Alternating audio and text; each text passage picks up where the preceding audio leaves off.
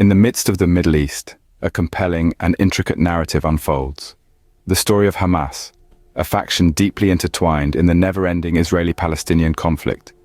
This saga originates from the year 1987, amid the intensity of the First Intifada against Israel. In this phase of uprising and defiance, Hamas was forged with a solitary, all-encompassing purpose: the liberation of Palestine, in their view, from Israeli occupation.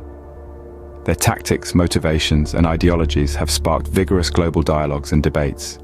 The way they are perceived differs among diverse groups and individuals, with some regarding them as courageous liberators, champions for the Palestinian cause, risking their lives in a fight against subjugation.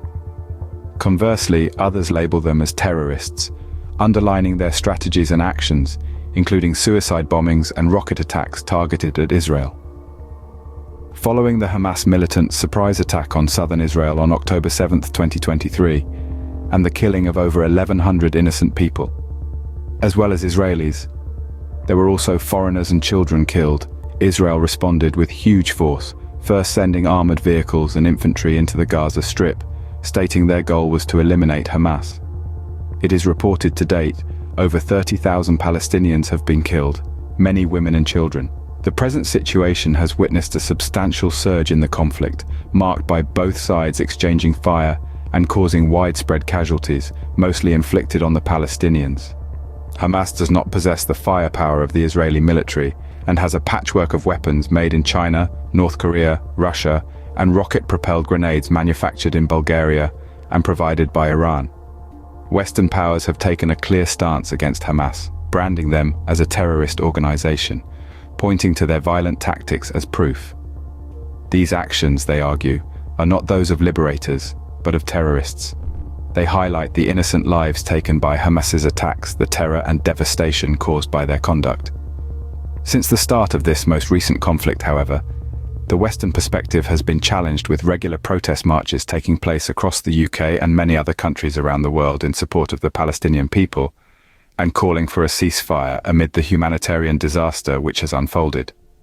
These protests are a response to the perceived bias in the Western countries' stance and a call for a more balanced approach to the conflict.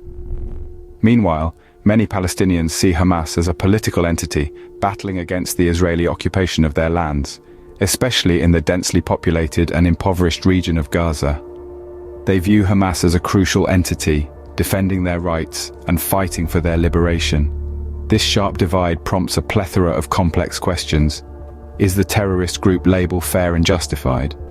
Or is it merely a matter of perspective, a term employed by those with opposing viewpoints and interests? The Israeli-Palestinian conflict is a multifaceted mosaic made up of numerous narratives, power conflicts, deep-seated historical animosities, and socio-political complexities.